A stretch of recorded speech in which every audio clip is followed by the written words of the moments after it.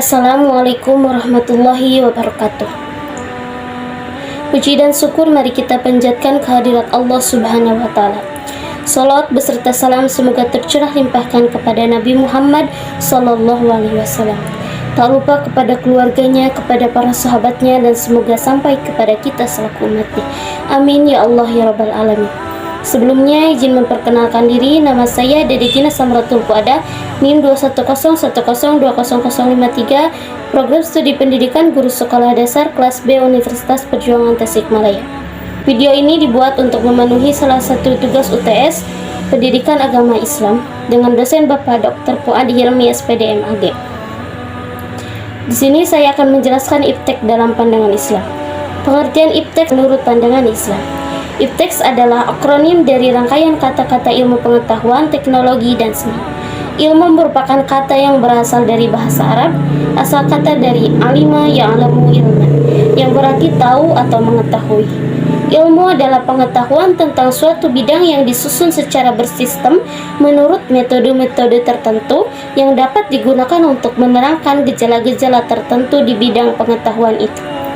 Kata teknologi adalah produk dari ilmu pengetahuan. Teknologi adalah hasil dari penerapan ilmu pengetahuan yang teknologi dapat membawa dampak positif berupa kemajuan peradaban dan kesejahteraan bagi kehidupan manusia.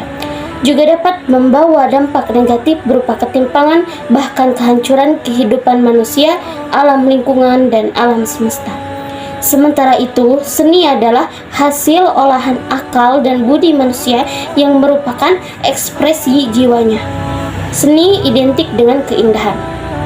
Dalam hadis dikatakan, Allah itu indah dan suka kepada keindahan. Keindahan yang dimaksud yaitu keindahan yang hakiki identik dengan kebenaran. Keduanya memiliki nilai yang sama, yaitu keabadian. Ayat-ayat yang menjelaskan iptek dalam pandangan Islam. Iptek dalam pandangan Islam juga sebagai bagian dari pelaksanaan kewajiban manusia sebagai makhluk Allah yang berakal. Penghargaan Islam terhadap ilmu pengetahuan sangat tinggi sekali, karena hal ini merupakan cerminan penghargaan bagi manusia itu sendiri. Penghargaan ini dapat dilihat dari beberapa aspek diantaranya. 1. Turunnya wahyu pertama kepada Rasulullah SAW, yaitu surat Al-Alaq ayat 1 sampai ayat 5. Kedua, banyaknya ayat Al-Quran yang memerintahkan manusia untuk menggunakan akal, pikiran, dan pemahaman, yaitu dalam surat Al-Baqarah ayat 44 yang berbunyi, A'udzu billahi minasyaitonir rajim. Bismillahirrahmanirrahim. Ata'muruna an-nasa bil birri wa tansawna anfusakum wa antum tatlunal kitab. Afala ta'aqilun. Shadaqallahul adzim. Yang artinya, mengapa kamu menyuruh orang lain mengerjakan kebajikan sedangkan kamu melupakan dirimu sendiri, padahal kamu membaca kitab Taurat? Tidakkah kamu mengerti? Yang ketiga, Allah Subhanahu wa Ta'ala memandang rendah orang-orang yang tidak mau menggunakan potensi akalnya, sehingga mereka disederajatkan dengan binatang, bahkan lebih rendah lagi, yaitu dalam surat Al-A'raf ayat 179. Selanjutnya, Allah memandang lebih tinggi derajat orang-orang yang berilmu, yaitu dalam surat Al-Jumar ayat 9 dan Al-Mujadalah ayat 11. Selanjutnya, Allah akan meminta pertanggungjawaban orang-orang yang melakukan sesuatu tidak berdasarkan ilmunya, yaitu dalam surat Al-Isra ayat 36. Selanjutnya, pemahaman terhadap ajaran agama harus berdasarkan ilmu, yaitu dalam surat Ali Imran ayat 18. Selanjutnya, dalam menentukan orang-orang pilihan yang menjadi khalifah di muka bumi ini, Allah melihat sisi keilmuannya, yaitu dalam surat Al-Baqarah ayat 247. Allah menganjurkan kepada seseorang yang beriman untuk senantiasa berdoa bagi bertambahnya kekuasaan ilmunya, yaitu dalam surat Thaha ayat 114. Pandangan Islam pada iptek. Dalam pandangan Islam, antara agama, ilmu pengetahuan, teknologi, dan seni terdapat hubungan yang harmonis dan dinamis yang terintegrasi dalam suatu sistem yang disebut dinul Islam. Di dalamnya terkandung dalam 3 unsur pokok, yaitu akidah, syariah, dan akhlak, atau bersinergi dengan kata iman, ilmu, dan amal, yang merupakan bagian dari dinul Islam, seperti dijelaskan dalam surat Ibrahim ayat 24 sampai ayat 25. Jika direkonstruksikan, maka menurut Islam, ilmu yang selayaknya dikuasai manusia merupakan perpaduan ilmu-ilmu yang diperoleh manusia melalui kawasan alam semesta atau ayat-ayat kauniyah, dan ilmu yang bersumber dari wahyu yang dapat ditangkap oleh para nabi. Ilmu yang demikian merupakan ilmu yang dijiwai tauhid atau keimanan. Syahirul Harim menyebutnya dengan ilmu yang terpadu. Dengan demikian, ilmu yang harus dikuasai menurut pandangan Islam adalah segala ilmu yang dapat membawanya menuju iman kepada Allah Subhanahu wa taala.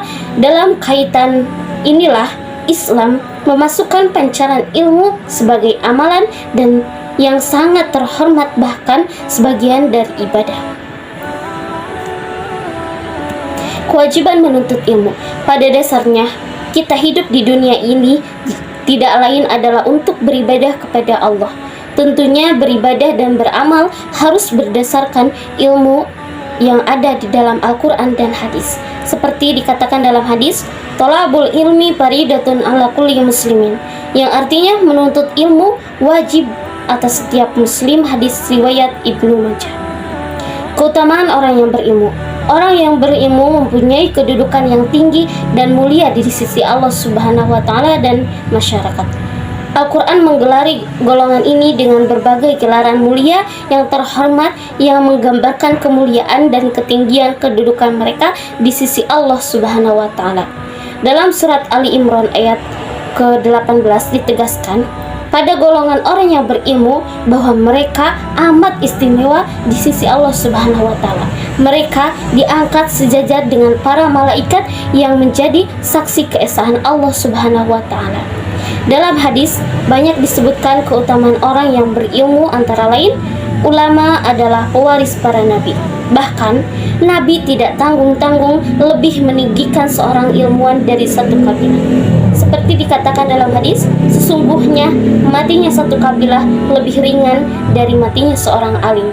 Hadis riwayat Tabrani. Sehingga itu banyak hadis yang memerintahkan kepada kita untuk menuntut ilmu yang tentunya dengan landasan iman. Jadi, jelas iptek menurut pandangan Islam dianjurkan, bahkan diwajibkan untuk mencari ilmu, baik itu ilmu agama maupun iptek, asalkan iptek tersebut harus sesuai dengan nilai-nilai agama. Pandangan ilmuwan pada iptek.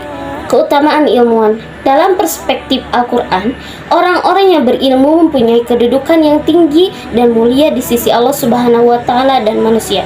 Al-Quran meninggikan para ilmuwan seperti dijelaskan dalam surat Al-Mujadalah ayat 11.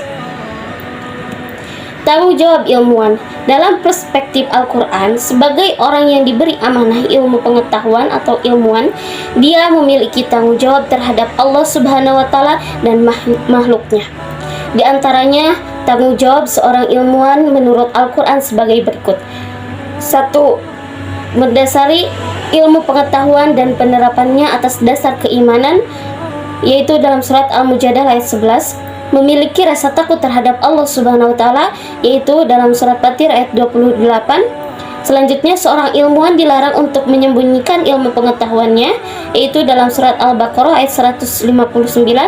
Seorang ilmuwan diperintahkan untuk membuat perbaikan, melestarikan alam, dan dilarang untuk melakukan kerusakan pada semua sektor kehidupan dan lingkungan yang ada di bumi.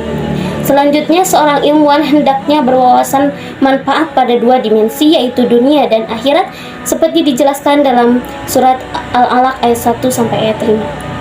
Selanjutnya, bertakwa kepada Allah Subhanahu wa taala, yaitu dalam surat Al-Baqarah ayat 282. Selanjutnya, mengimplementasikan ilmu pengetahuan yang telah diketahuinya. Dan masih banyak tanggung jawab sebagai ilmuwan dalam Al-Quran yang tidak bisa disebutkan satu persatu.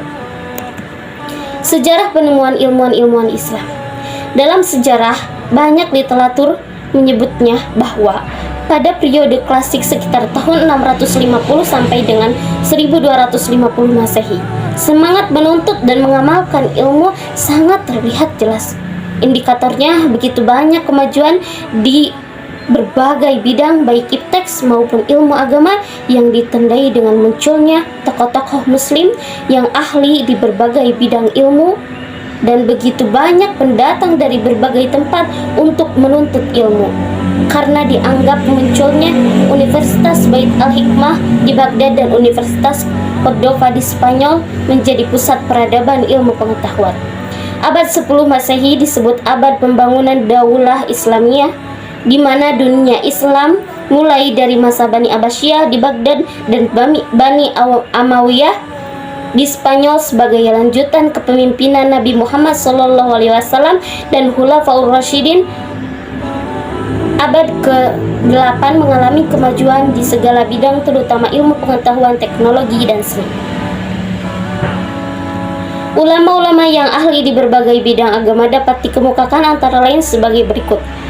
Dalam tafsir, Ibnu Jarir At-Tabari, Abu Muslim Muhammad bin Nasr Al-Isfahani, Abu Bakar Asma As-Suda yang mendasarkan penafsirannya pada Ibnu Abbas dan Ibnu Mas'ud. Dalam hadis, Imam Bukhari, Imam Muslim, Abu Daud, At-Tirmidzi, An-Nasai, Ibnu Majah, dan Ahmad bin Hambal.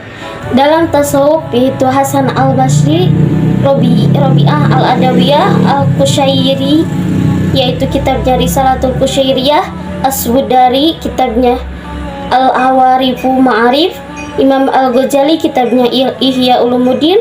Dalam bahasa, Imam Sibawaihi, Mu'az Al-Harra yang mula-mula membuat kitab Tashrif, Al-Kasai mengarang kitab Tata Bahasa, Abu Usman Al-Mazini karangannya banyak tentang nahwu. Dalam fikih, yaitu Imam Abu Hanifah, kitabnya Fiqhul Akbar, Imam Malik, kitabnya Al-Muwatta, Imam Syafi'i, kitabnya Al-Um, Imam Ahmad bin Hambal, kitabnya Al-Musnad fil Hadis Juhud.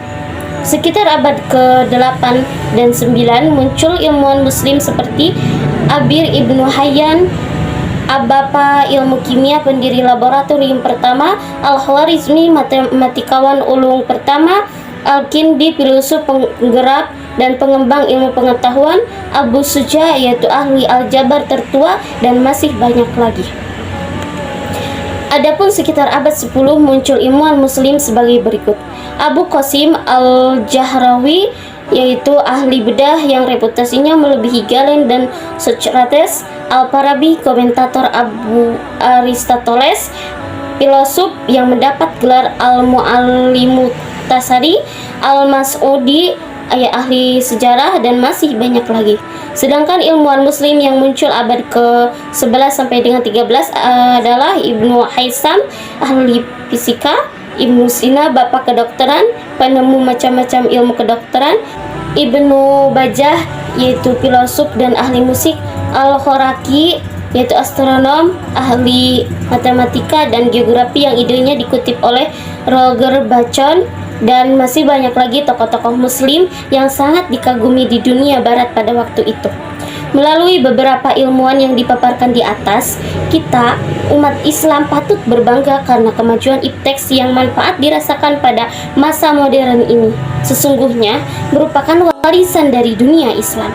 Namun, sayangnya terjadi semacam keterputusan pewarisan nilai-nilai ilmiah dan generasi abad ke-13 sampai dengan generasi berikutnya. Kesimpulan, ipteks adalah ilmu pengetahuan, teknologi, dan seni. Ipteks dalam pandangan Islam itu dianjurkan, bahkan diwajibkan untuk setiap muslim dan muslimat sebagaimana telah dijelaskan dalam Al-Quran dan Al-Hadis. Dalam hal pengembangan ipteks, umat Islam dapat mempelajari dari orang-orang non-Islam. Maka setelah dipelajari sebelum diadopsi dan diterapkan di dunia Islam, penting terlebih dahulu diberikan nilai-nilai agama Islam agar tidak bertentangan dengan nilai-nilai agama Islam. Banyak ayat-ayat Al-Quran yang menjelaskan tentang ilmu pengetahuan, teknologi, dan seni. Ilmuwan-ilmuwan Islam menjelaskan bahwa ipteks itu sangat penting bagi kita. Bahkan banyak ilmuwan-ilmuwan Islam yang berhasil menemukan berbagai ilmu, baik itu ilmu agama maupun ipteks itu sendiri. Dimulai dari tahun 650 Masehi sampai abad ke-13 sampai sekarang. Namun, terjadi keterputusan pewarisan nilai-nilai ilmiah mungkin disebabkan karena beberapa faktor. Sekian dari saya. Wassalamualaikum warahmatullahi wabarakatuh.